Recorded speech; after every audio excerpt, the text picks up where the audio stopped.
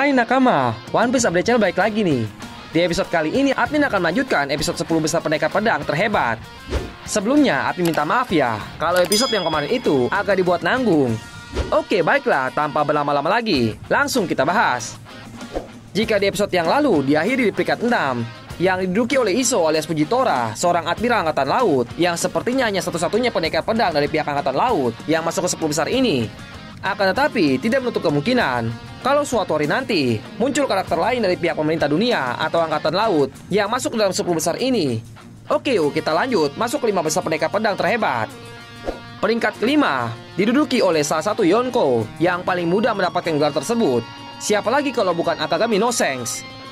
Kapten dari kelompok bajak laut Red Hair ini merupakan seorang pendekar pedang dengan pedang bertipe saber yang selalu menemaninya bertarung.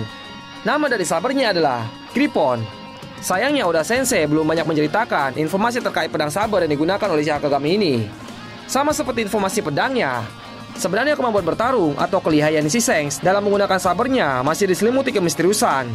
Karena Oda Sensei sendiri masih belum memperlihatkan aksinya si Akagami no Sengs ini. Tapi kenapa admin memasukkannya ke peringkat kelima? Itu karena di beberapa kejadian, Sengs terlihat seperti ditakuti oleh lawannya. Dan rumornya juga, sang pendekar pedang nomor 1 di dunia ini masih berkarir, yaitu Takanome Mihawk yang merupakan rival sejatinya Sengs dalam berkarir sebagai seorang pendekar pedang. Namun setelah kejadian di East Blue, dekat kampung halaman Luffy, yang dimana waktu itu Sengs harus mengorbankan tangan kirinya untuk menyelamatkan Luffy, yang ia yakini akan membuat sesuatu yang hebat, Takanome seperti tidak ingin bertarung lagi dengan Sengs karena merasa tidak seimbang. Tapi sebenarnya admin juga masih buta alasan aslinya si Mihawk ini. Menurut kesesuaian admin, tangan kiri si Sengs merupakan tangan terkuatnya, alias dia kidal. Mungkin saja karena hal itulah, si Mihawk ini merasa tidak akan berimbang. Meskipun tangannya tinggal satu, ada hal lain yang menunjukkan indikasi kalau Sengs merupakan karakter yang sangat kuat, yaitu momen di mana dirinya secara tiba-tiba datang untuk menghentikan peperangan yang terjadi di markas besar Angkatan Laut. Semua pasukan Angkatan Laut dibuat terkejut dan berkeringat seraya kemunculan tiba-tibanya dari kelompok bajak laut Red Hair. Apalagi si kaptennya Akagami no Sengs muncul dengan cara yang benar-benar keren, yaitu menghentikan tinju magmanya Akainu yang sedikit lagi hampir mendarat di wajahnya Koby. Jadi admin rasa fakta-fakta tersebut sudah cukup untuk meyakini kalau Akagami no Sengs salah satu pendekar pedang terhebat. Apalagi nih karakter merupakan paket lengkap, karakter kuat dan hebat yang bukan pemakan buah iblis. Oke, lanjut berikutnya. Di peringkat keempat diduduki oleh seorang bajak laut yang tidak diketahui memiliki nakama atau tidak. Dia adalah Takanome Mihawk atau Mihawk si mata elang. Tidak bisa dipungkiri, Mihawk sedang berada di puncak pendekar pedang terkuat untuk saat ini untuk di era baru. Namun jika dibandingkan dengan era lama, sepertinya ia bukan yang pertama. Sebagai pemegang pedang kualitas terbaik atau disebut sebagai Saijo Owasamono yang hanya berjumlah 12 buah saja, kemampuan berpedang karakter satu ini sudah tidak bisa kita ragukan lagi. Ialah yang terbaik untuk saat ini. Bahkan Roronoa Zoro yang ingin sekali mengalahkannya harus menurunkan egonya untuk bisa lebih kuat lagi dan membantu Luffy mencapai puncak dengan cara memohon kepada Mihawk agar Mihawk mau melatih dirinya. Jadi kemampuan berpedangnya sudah valid terbaik dan no debat damage-nya paling kuat untuk era saat ini. Oh iya, selain termasuk 12 Saijo Owasamono, pedang yang bernama Yoru ini termasuk ke klasifikasi pedang Kakuto yang artinya pedang hitam. Untuk yang mau tahu lebih jelasnya lagi terkait Kakuto dan level-level pedang yang ada di dunia One Piece, nakama bisa cek di kolom deskripsi, karena admin sudah pernah membahasnya.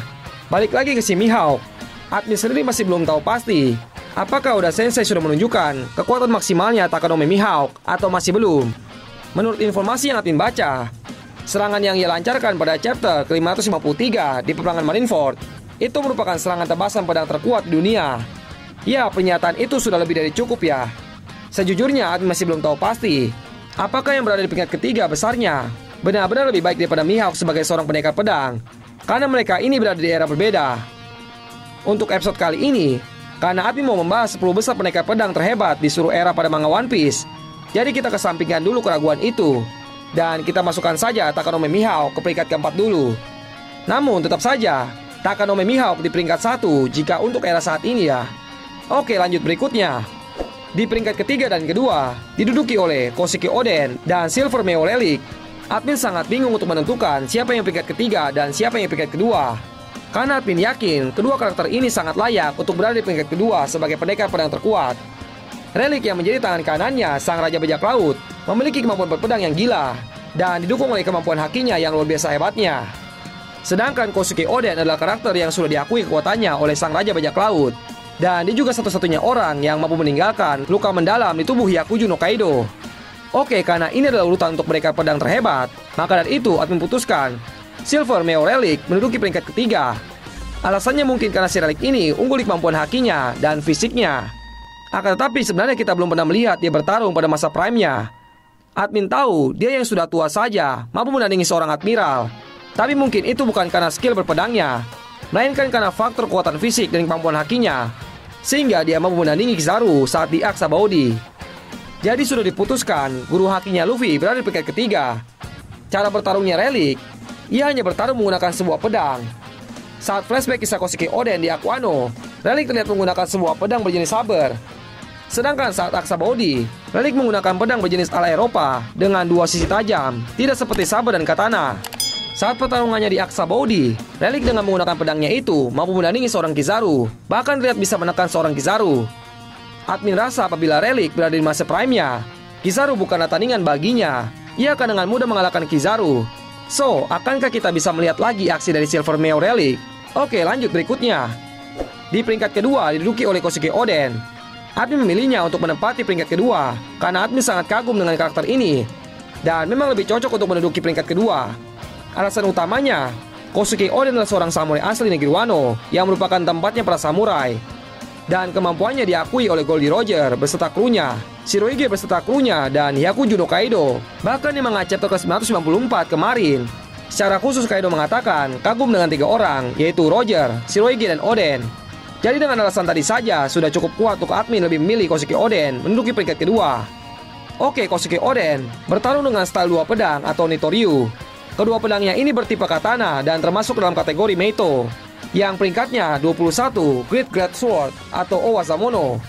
Katana yang selalu menemani Koshiki Oden bertarung bernama Enma dan Hame no Habakiri.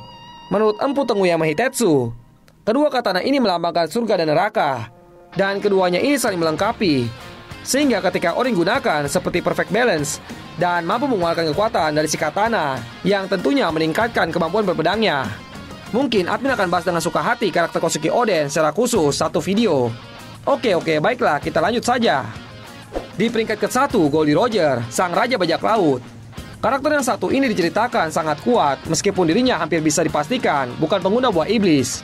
Jadi kekuatannya ini didapatkan pastinya hanya perpaduan dari kemampuan hakinya, kekuatan fisiknya, dan tentunya kemampuan berpedangnya. Pria yang memiliki bounty sebesar 5.564.800.000 berry pernah membuat salah satu samurai terhebat negeri Wano, Koshiki Oden, terjongkeng hanya dengan 1 kali serangan saja. Dengan jurusnya yang bernama Kamusari, yang jika diartikan God Demise, dan jika diartikan ke bahasa Indonesia, Dewa Kematian. Mungkin maksudnya di sini serangan si Roger ini setara dengan serangan Dewa Kematian. Ya, karena memang terlihat sangat dahsyat. Koshiki Oden saja yang memiliki fisik jauh di atas manusia normal dan dibekali kemampuan berpedang tingkat atas, ditambah menggunakan 2 buah katana level Owazamono, dapat dibuat tidak berdaya menerima serangan itu. Sayangnya masih sedikit sekali aksi pertarungan dari si Raja Bajak Laut yang Oda Sensei perlihatkan. Admin sendiri sangat menunggu-nunggu bagaimana versi animenya dari serangan dahsyat yang Roger lancarkan kepada Koshiki Oden dan juga Shirohige yang terjadi pada manga chapter ke-966. Dan yang paling disayangkan lagi, Oda Sensei masih belum memberitahukan apakah senjata yang digunakan Goldie Roger itu merupakan salah satu senjata Meito atau bukan. Kalau menurut kesetujuan admin, sepertinya senjata milik Roger itu merupakan salah satu Meito.